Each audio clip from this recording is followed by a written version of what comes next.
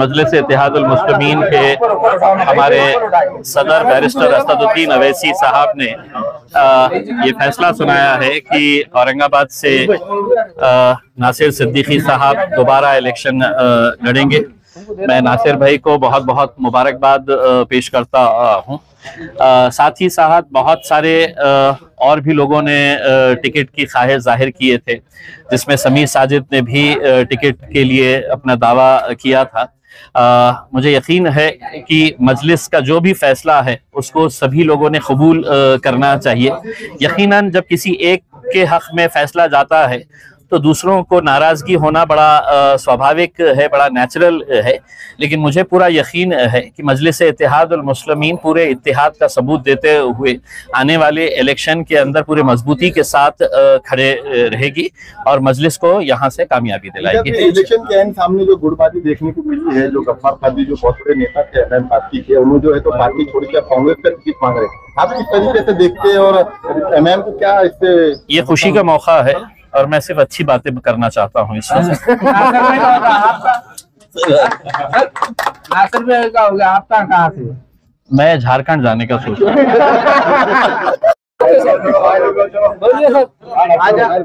देखिए, सबसे पहले तो मैं अल्लाह ताला का शुक्र अदा करता हूँ कि अल्लाह पाक ने मुझे दोबारा मौका नसीब फरमाया।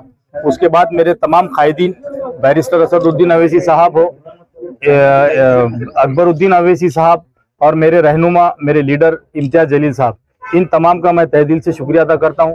साथ ही साथ मैं हमारे तमाम कारपोरेटर्स और मजलिस के जितने पदाधिकारी हैं और जितने भी हमारे चाहने वाले हैं, कार्यकर्ता है, उन तमाम लोगों का मैं शुक्रिया अदा करता हूं। साथ ही साथ अवाम का भी, जिन्होंने टिकट के लिए मेरे लिए हक में दुआएं भी की।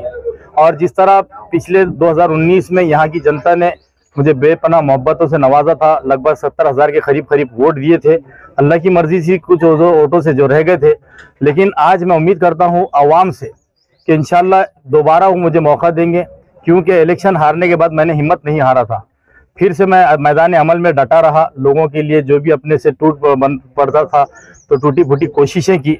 और अगर मुझे आज पावर देती है जनता यहाँ की इंशाअल्लाह ताला, तो मैं उनसे वादा करता हूँ कि उनके लिए दिन और रात बड़ी मेहनत से, लगन से जो है तो उनकी खिदमत को अंजाम दूंगा। और मैं जो है तो उनका एमएलए नहीं बल्कि उनका एक सिपाही बनकर जो है तो मैदान अमल में फिर से डटा रहूंगा।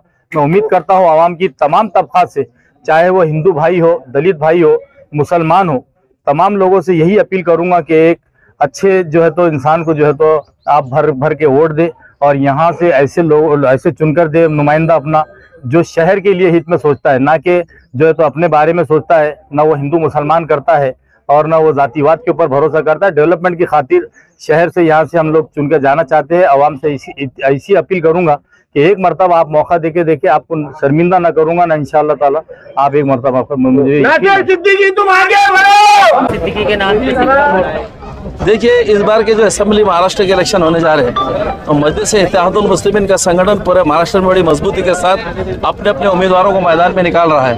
और उसी का एक हिस्सा है कि आज औरंगाबाद सेंट्रल से हमारे कुल हिंद मजलिस इत्तेहादुल मुस्लिमीन के सदर आली जनाब बैरिस्टर असद अवैसी साहब ने अपने ट्वीट के जरिए सेंट्रल से इस बार का इलेक्शन असेंबली का नासिर सिद्दीकी साहब को लड़ने की उम्मीदवारी दी है। इसलिए मैं बैरिस्टर असद अवैसी साहब का, हमारे रियासती सदर जनाब इम्तियाज जलील साहब का और हबीब मिल्लत अली जनाब अकबर अवैसी साहब का तहे दिल से शुक्रिया अदा करता हूँ। 2014 के जैसा अभी भी वक्त टाइम आया है, वही तनवानी है और वही जयसवाल है और ये नहीं, देखिए, हम वोटों के भी यकीन नहीं रखते। हम लोगों की चाहत पे, लोगों की उमंगों पे और लोगों के यकीन पे हम यकीन रखते हैं कि लोगों ने पहले भी हमको जो है तो पूरे जोश और वलवले के साथ वोट दिया और इम्तियाज जलील साहब को असेंबली में क़यादत का मौका दिया।